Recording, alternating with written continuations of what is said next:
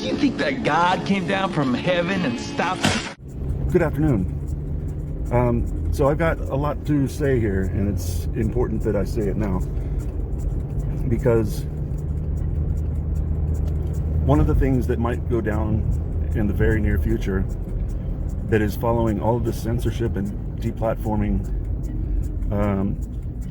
is that there's a lot of indicators that we might be experiencing a cyber 9/11 event at or around elections that will probably be blamed on Iran and or white supremacists. When I say and, I mean like white supremacists working with Iran, which is pretty interesting. But since I first heard of white supremacists being a possible threat or possible perpetrators of this coming event, there have been more and more news indicators that are starting to really go after or highlight white supremacists and their danger to the country. It's sort of a precursor rhetoric, possibly. There are just a lot of indicators that the cyber 9/11 may take place, and it's always been kind of a matter of time, you know. So this event would take down a lot of needed services, like 9/11, like 911, I guess. And there's a lot of interest in blaming Iran for anything possible, and they're even using, when they're blaming Iran for stuff, they're using some of the stuff that was in Vault 7, which was a WikiLeaks leak that was the CIA's hacking tools. They've already referenced some of the file names that are used in those hacking tools. So that 9/11 that may take place around election time is first and foremost. So I want people to be prepared as much as possible, in that if you have files on clouds that are important to you, or documents that are important to you, you need to download them to your local computer or phone, or print it or burn it or whatever you have to do, but don't leave it on the cloud. Just consider you may not have access to that cloud anymore for I don't know how long. This is intended to disrupt elections, furthering the agenda to create total chaos around elections. All of this seems to be more and more likely. So what I also wanted to say is that a lot of this stuff that ties to the plans to destroy the country, I'm being so vague, all of the virus stuff and the way that they're handling it in the face of actual science, the way that they're handling it is in such a manner as to completely destroy the economy of the United States. We're getting to the point of having almost all businesses that are smaller businesses are not going to be able to recover from this, because where I'm at, they're still actually locking down stuff. In fact, where I'm at, they just went into the prior phase for getting unlocked, so there's more lockdowns on businesses now, and these numbers have been really controlled, whether it be controlling how many tests get out there, to controlling how it's presented in the media and what numbers they go by to keep the public in fear. In a large part, that fear engine is to keep people afraid enough to be willing to take the vaccine.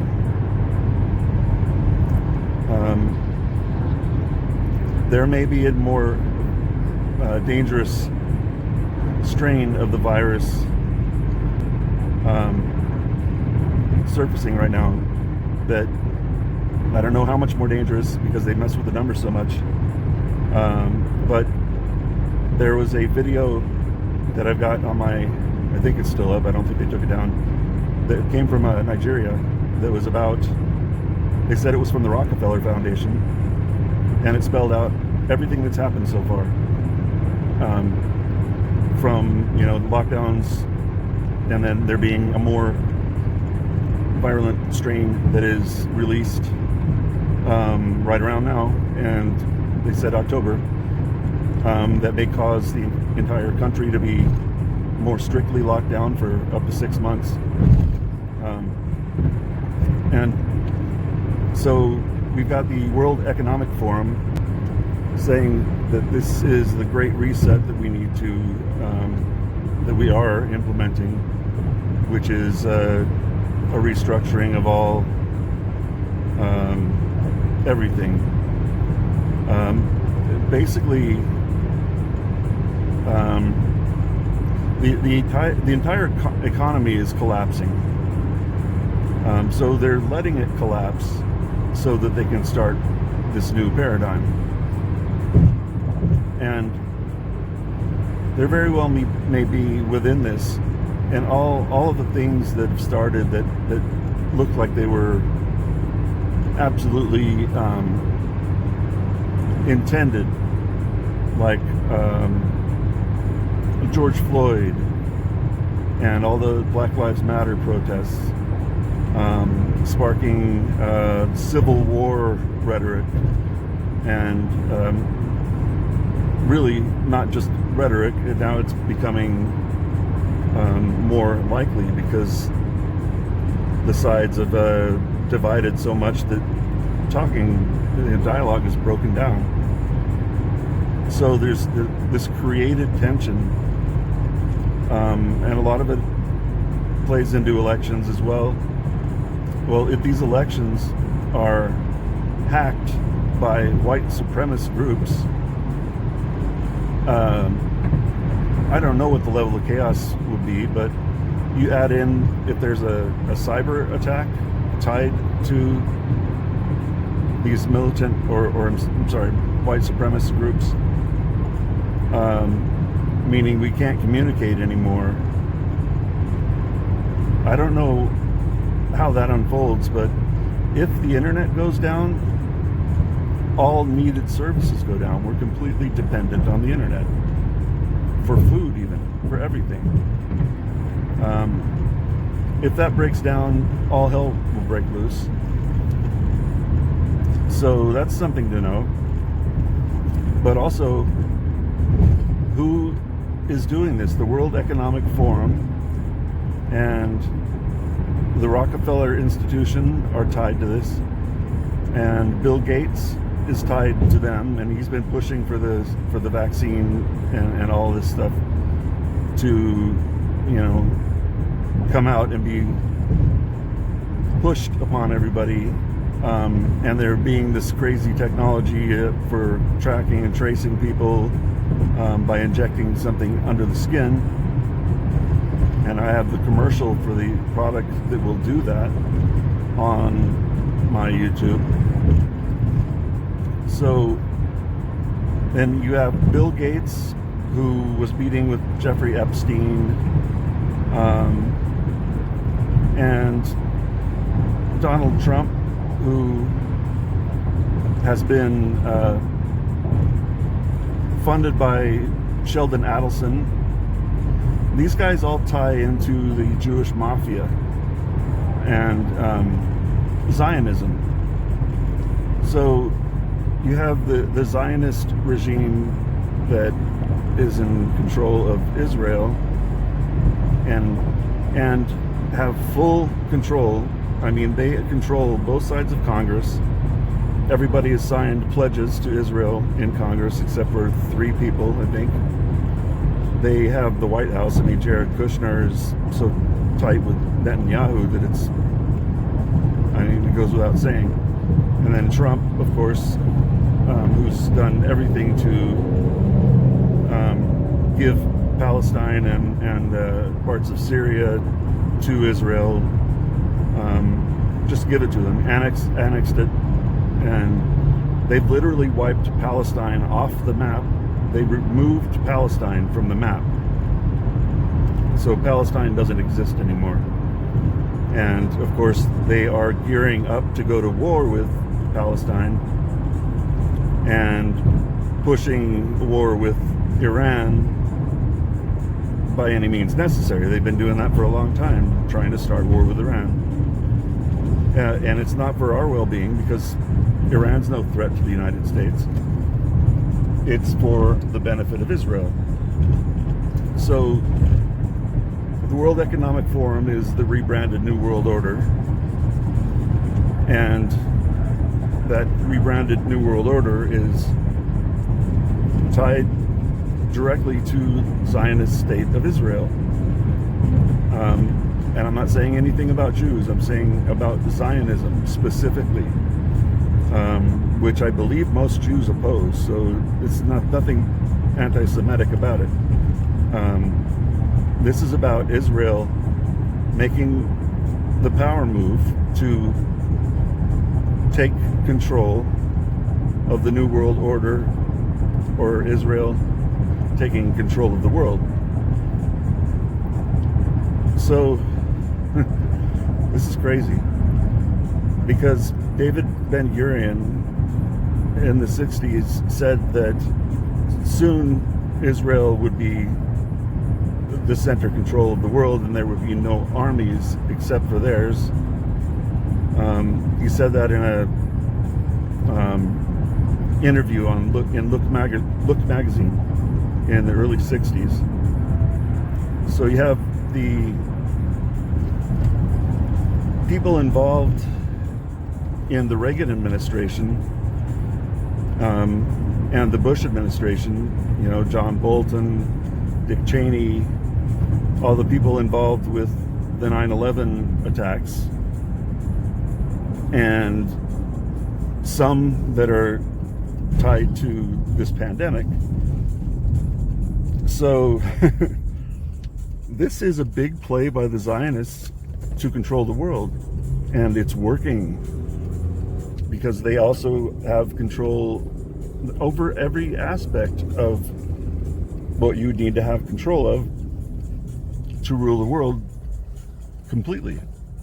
Complete dominance. That's what John Bolton said, and that what the Project for the New American Century said they were going for is complete global hegemony, global dominance, full spectrum dominance. So that means, you know, internet, physical space, you know, everything, full spectrum dominance. So there it is in a nutshell.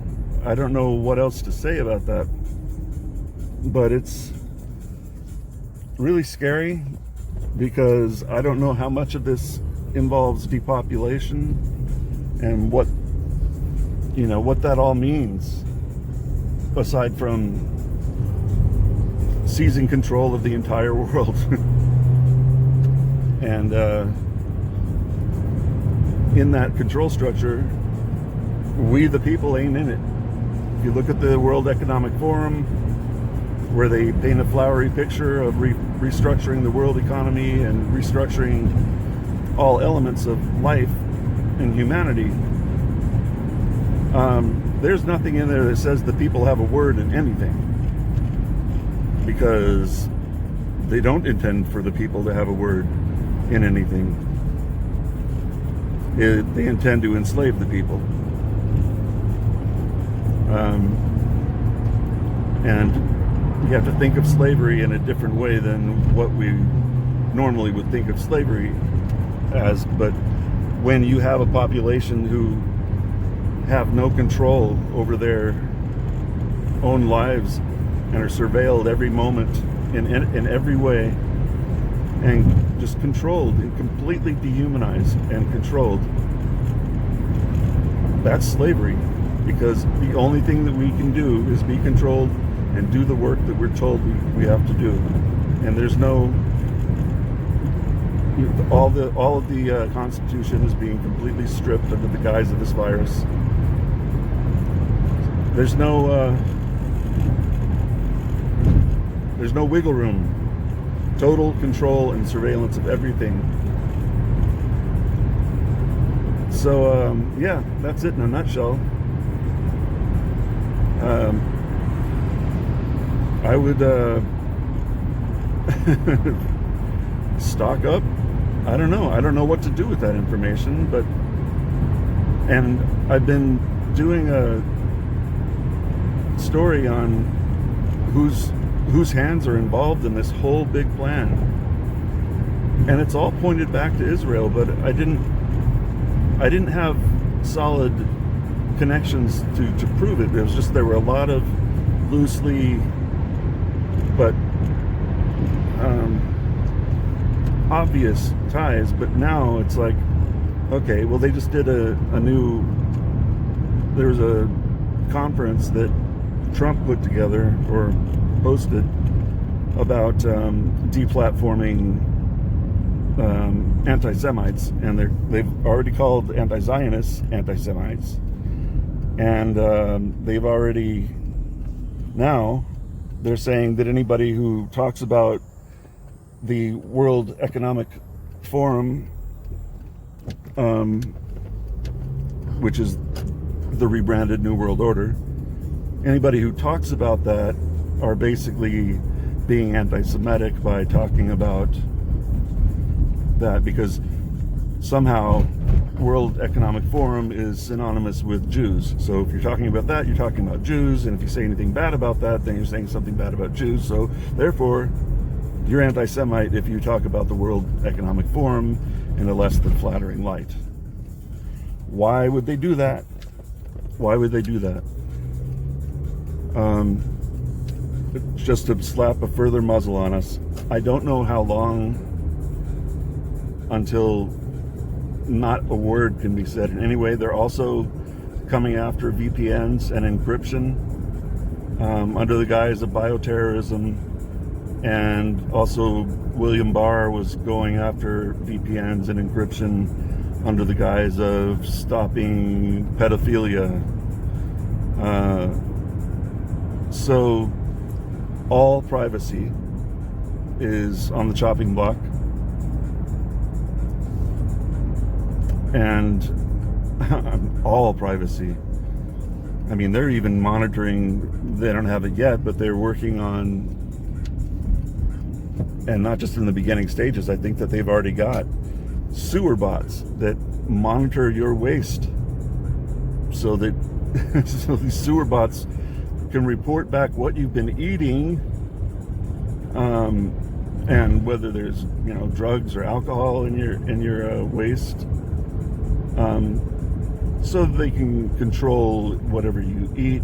But they'd already know that from the other control measures and monitoring measures, including monitoring your blood with these biosensors that are supposed to be, that the vaccine czar is insistent upon putting into our bodies with vaccines,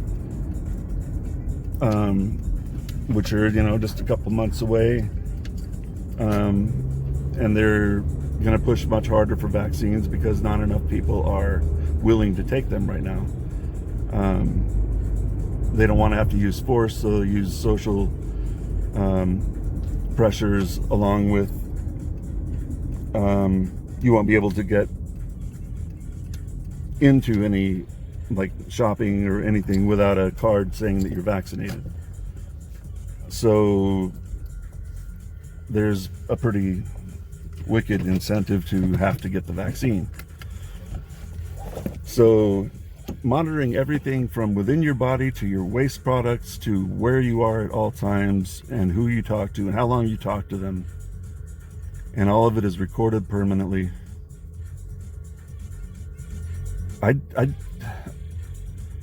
Any sane person would say checkmate,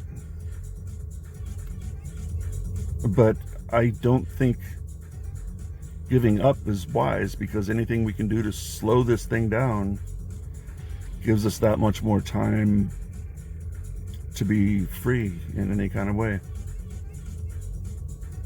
and be human in any kind of way.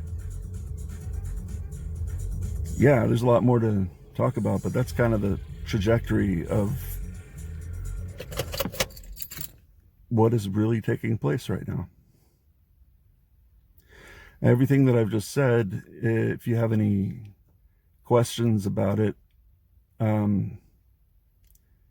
feel free to ask about details of any particular part, and I'll do my best to provide them. There's just a lot to unravel there. So get your stuff off of the clouds that you need. Print any documents that are important. Be ready for chaos on elections, I guess. Take care.